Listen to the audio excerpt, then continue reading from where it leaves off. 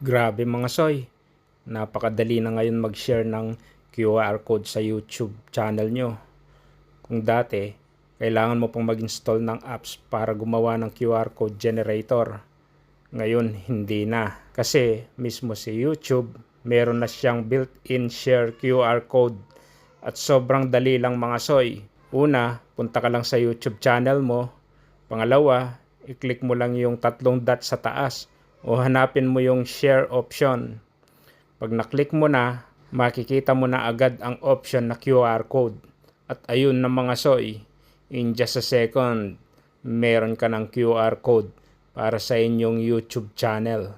Ganun lang kasimple. Pwede mo na agad i-share ang channel mo sa kahit sino, kahit saan. Subukan nyo na rin mga soy para ma-share nyo na rin ang inyong channel.